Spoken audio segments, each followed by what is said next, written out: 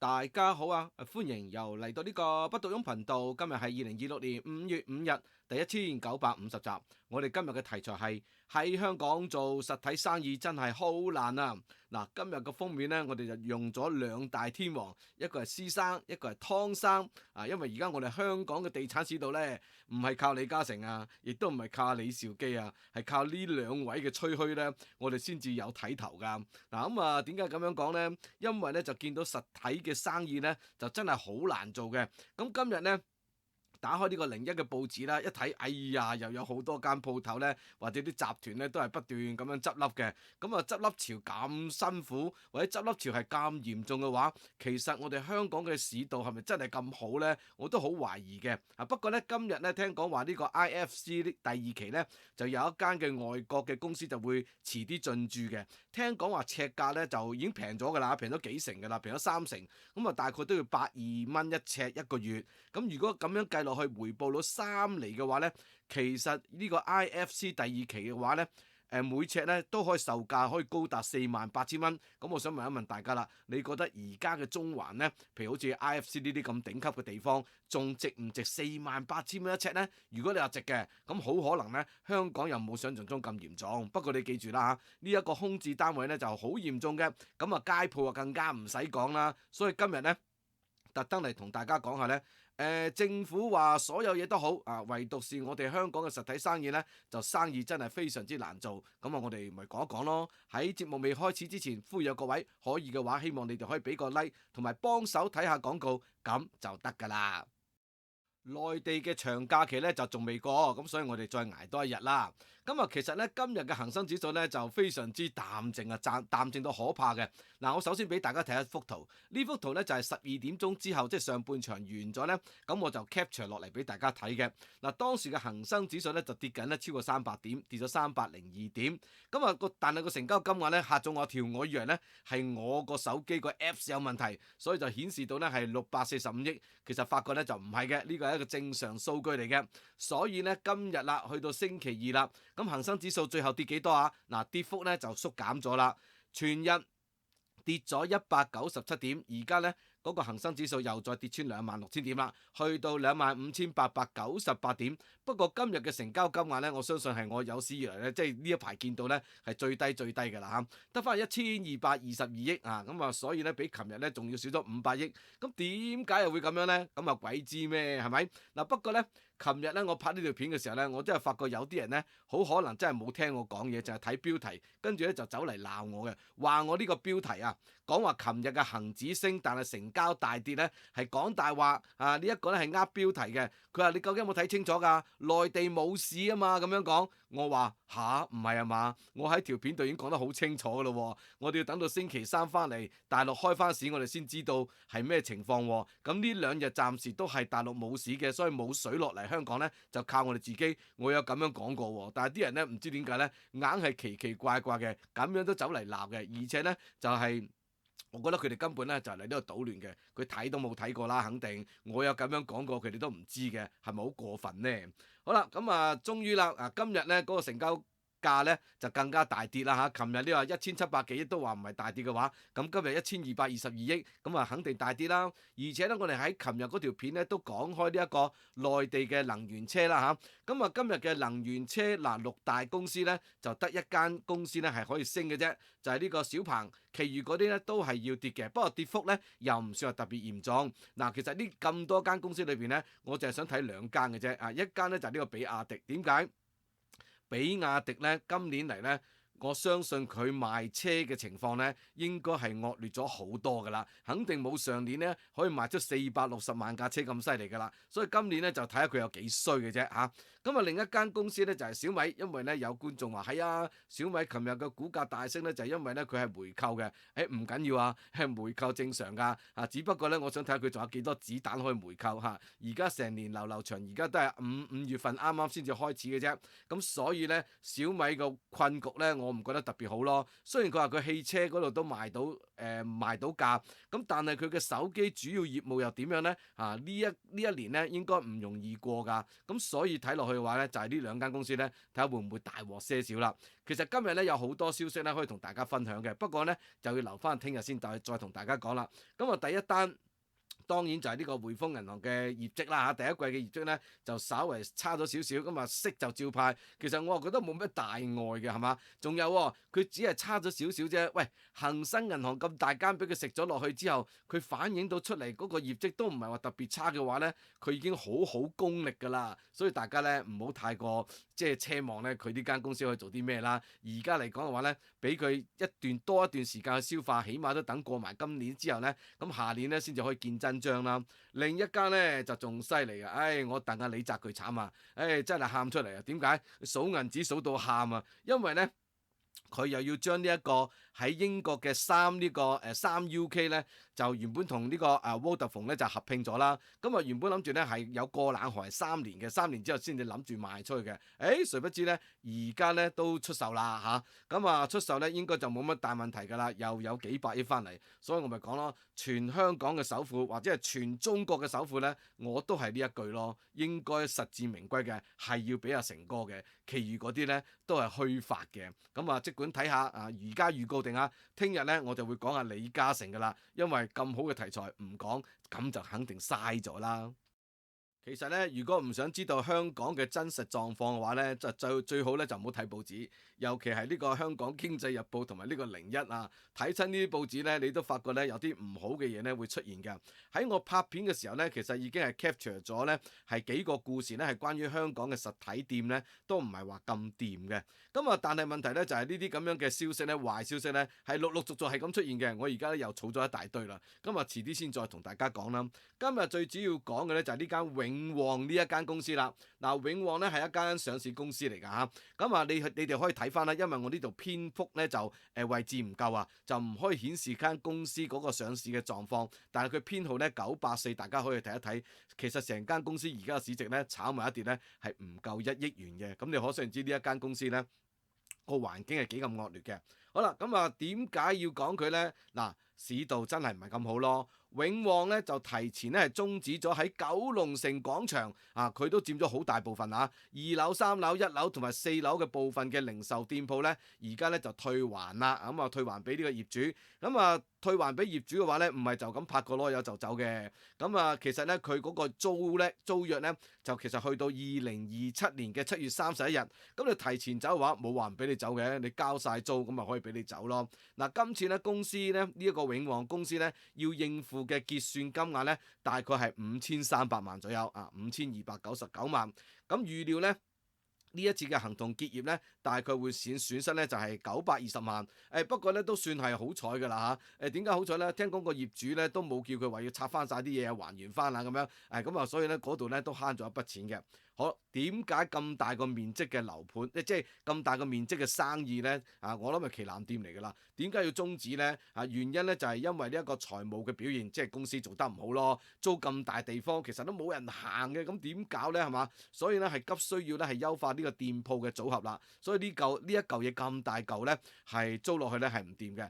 九龍城廣場而家咧每個月係產生咗巨額嘅基本租金同埋呢個營運嘅開支咧，大概要成480萬一個月咧，先至可以圍到皮。哇，480萬，咁你乘翻12個月嘅話，你當佢500萬啦，好計數嘅話，咁一年咧淨係 run 呢一個鋪位嘅話咧，就要6000萬啦。咁6000萬咧，以一間公司連1億元嘅市值都唔夠嘅話咧，相信咧係非常之困難嘅。咁所以而家咧賠錢了事咯。咁今次咧要賠大概年零嘅租金啦。咁呢一個業主都幾好嘅都起碼收齊啲錢啦。不過之後再點樣租出去咧就唔知啦。不過聽講好似話要重建喎。咁但係總之一句講晒，呢一間公司即係永旺呢間公司喺呢度執咗嘅話咧，咁即係代表咧，亦都有一部分人咧，亦都會變成失業大軍啦。咁對我哋香港嘅市道一定係唔係咁好噶啦。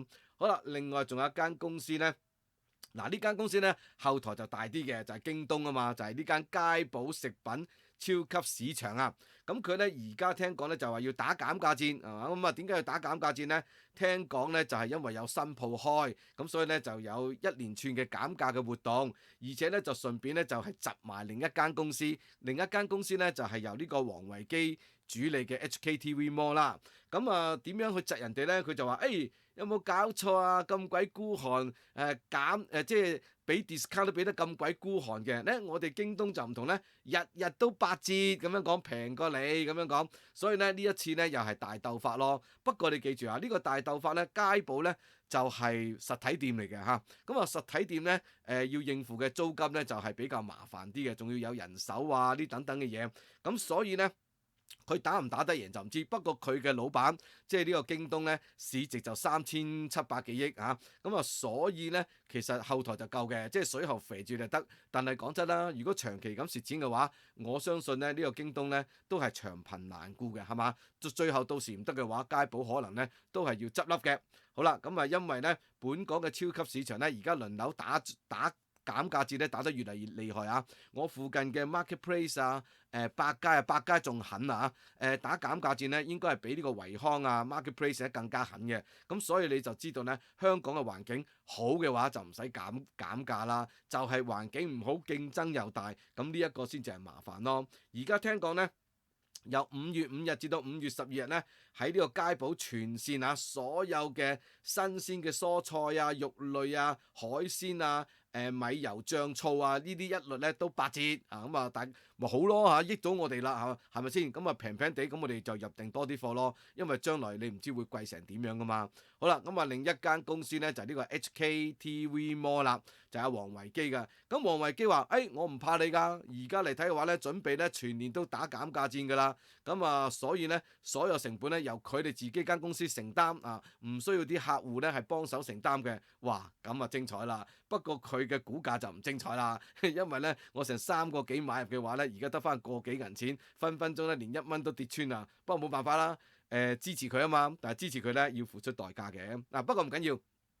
當係好戲咁睇下咧，我都覺得冇乜大問題嘅。人稱為呢個魔童嘅王維基咧，就即將會宣布啦，就係準備咧係全年都減價嘅。咁佢強調咧，因為佢係做網噶嘛嚇，即係網購噶嘛。咁佢話網購嘅營運模式嘅成本咧，遠遠勝於呢一個實體嘅超市。即係話俾大家聽，如果街寶同佢隻抽嘅話咧，街寶咧輸係輸咗喺呢一個鋪租上邊。咁所以咧打落去咧，街寶未必係有咩㗎，未必有勝算㗎，只不過佢後台夠硬咁解嘅咋。佢話咧，阿王維基講啊，佢話唔需要咧要求任何嘅商戶咧係幫佢分擔分毫嘅，同事嘅人工咧照可以加冇問題嘅。佢咧仲好牙擦咁講，佢話喂大佬，我30年前起家，由呢個 CTI 啊打到香港嘅去到香港嘅寬頻啊，就係靠咩啊？就係靠呢個打減價戰起家噶嘛，我驚咩啊？佢話當年啊，我個袋裏邊啊都係得個100萬啊，我都唔使驚呢一班嘅大財團啦。何況今日嘅 HKTV Mall 而家坐擁幾十億嘅流動資產，而且又冇負債，加上每年嘅 EBITDA 咧，亦都淨賺3億嚇。咁啊睇下邊個投降先啦，咁樣講嗱。咁啊，王維基嘅信心咧咁大都好嘅，因為咧同街寶打咧。咁啊要睇下遲啲咧會分得出勝負出嚟啦嚇。總之我想話俾大家聽，生存唔到嘅執笠嚇，生存到嘅都仲要咧係大家咧互相廝殺，睇下邊個咧最後留低喺度。咁啊其實成香港咧嗰個情況都係好差勁㗎。不過如果街寶咧唔夠抽嘅話咧，佢啲鋪位一執咗嘅話咧，喺香港咧又會多幾十間吉鋪出嚟㗎啦。咁你話我哋香港係咪好大領落咧？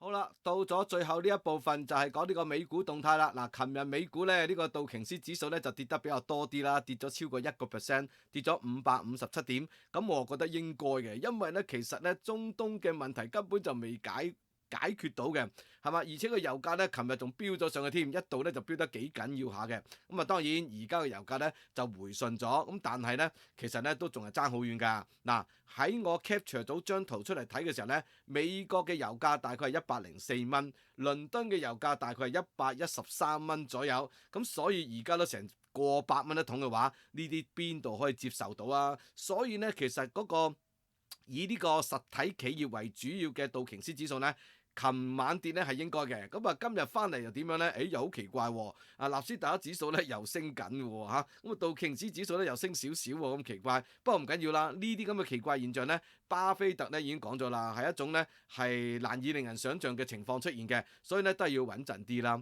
好啦。嗱，特朗普咧又宣布咗一單嘢，佢話美軍咧將會展開一個叫做 Project Freedom 嘅行動，咁咧就會疏導一啲咧困喺呢個霍爾木茲海峽嘅船隻啦。咁啊，志在咧呢個係屬於人道救援，因為佢話有啲嘅船員咧喺個船道上邊咧已經留咗好耐啦，咁啊食物供應咧又斷咗咯，咁所以唔俾佢走嘅話呢批人咧就聽餓死啦咁講，所以佢就會疏導呢啲咁嘅船隻啦，並且強調咧，如果呢啲計劃咧受到干擾嘅話咧，美國將會咧係強力咁樣應對。好啦，咁到底你算唔算係保護人哋咧？咁樣講啊，華府嘅官員就透露啦，佢話呢次嘅行動咧，亦都唔涉及呢一個叫做護航嘅。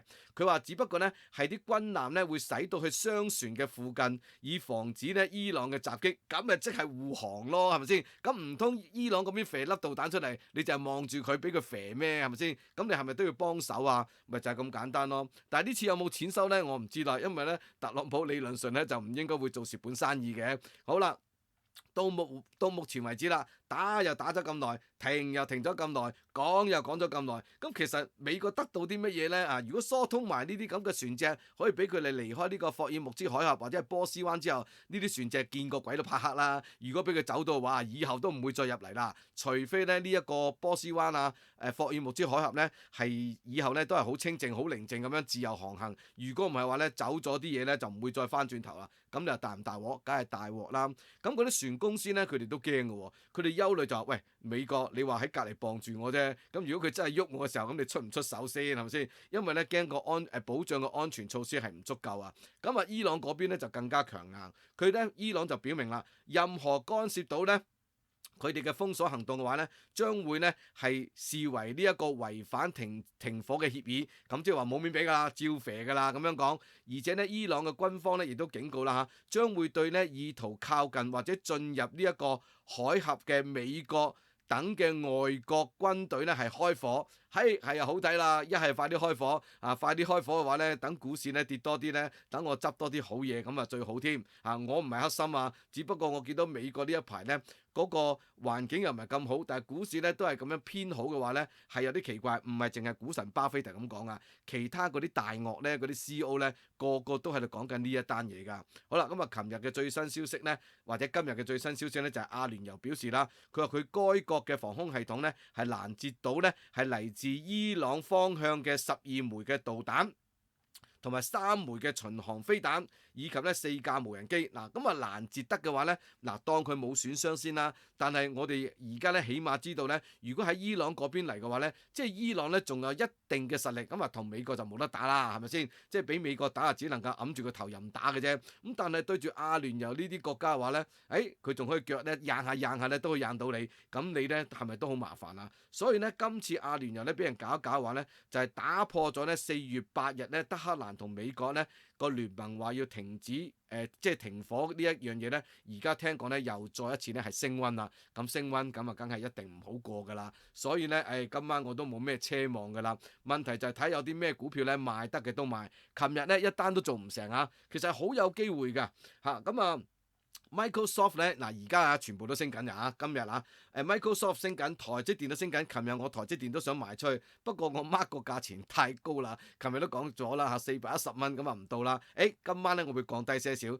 好聽啲408啦嚇，我都賣㗎啦，賣緊啲，因為咧我想賣緊啲之後咧，我係想轉倉，我都唔可以再留喺呢一間銀行太耐啦，因為呢一間銀行咧講嘢實在太好笑啦。上次爭我嗰啲嘢咧，佢話佢唔關佢事啊，點都唔肯賠俾我啊。我嘅意思就係咁樣嘅，就係我咧就喺茶餐廳度咁啊落咗碗嘢咁啊叫佢落單啦。落完單之後咧，好耐都唔嚟，咁啊問佢喂，點解我啲餸仲未嚟啊？即係做唔成交啊？喂，點解啊？點搞啊？佢話唔關我事㗎。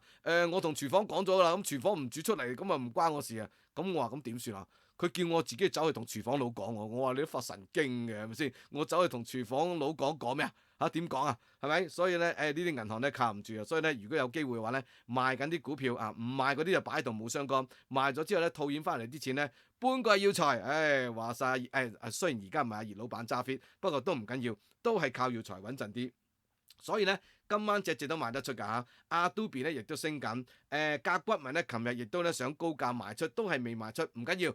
高啲價錢，今晚再 mark 高啲賣出去，希望咧總有一隻中啩。咁啊，今晚咧最主要咧就係將啲散嘅股票先啦，就係呢個 Adobe 同埋呢個 Oracle 咧先賣咗佢，咁其餘嗰啲咧慢慢再算啦。最緊要咧就搬錢離開啊，去耀才嗰度咧搞一搞。好啦，嗱，美國嘅油價咁鬼高，或者環球嘅油價咁鬼高咧，第一滴血咧就終於都出咗啦，就係美國嘅呢一個廉航啦，叫做精神航空啊 Spirit Airlines。咁呢一間公司咧，就已經係停運咗㗎啦，咁啊聽講咧都有幾千人會失業㗎嚇，咁啊共和黨啊賴民主黨，民主黨啊賴共和黨，咁啊任你賴啦，冇相干啦嚇，總之都係美國嘅公司，咁而家咁樣散咗啦，咁何必咧？係咪？好啦，咁啊加上呢個航空公司之外咧，另外咧我一早已經講咗啊，特朗普咧而家嘅支持度或者滿意度咧就越嚟越低㗎啦，咁啊越嚟越好睇㗎啦嚇，佢其實而家做啲咩咧，我都覺得佢已經幾難翻到身㗎啦！啲人唔出聲咋？啲人出聲幾時出聲？11月份咪出聲咯，係咪先？到時啦，中期選舉話，咁你咪知道咯。講真啦，特朗普做咗2屆總統，第一屆總統就好似拍戲咁啫嘛。第一集一定好睇過第二集㗎，第二集咧你又玩嘢喎，又玩到咁盡，大家係人都唔高興啦。咁佢話。有啲人話：哎呀，佢喺歐洲嗰邊啊撤軍啊，會令到咧歐洲嗰邊好驚。我又覺得歐洲嗰邊唔驚喎，反正俄羅斯而家都俾人揼到咧，都咁上下啦。我睇怕佢都冇乜還手之力啦。而且歐洲咁多國家加埋，我唔信咁多個歐洲國家加埋都唔夠俄羅斯抽呢樣嘢，我打死都唔信啦。所以咧，而家呢個特朗普咧，我睇佢咧可以捱得幾耐啦嚇。總之而家咧。滿意度越嚟越低嘅話咧，就更加對個股市咧要小心啲。所以咧，大家咧喺行動之前，記住啊，諗一諗先至好喐手啦。好，呢一集講到呢度為止，多謝晒各位。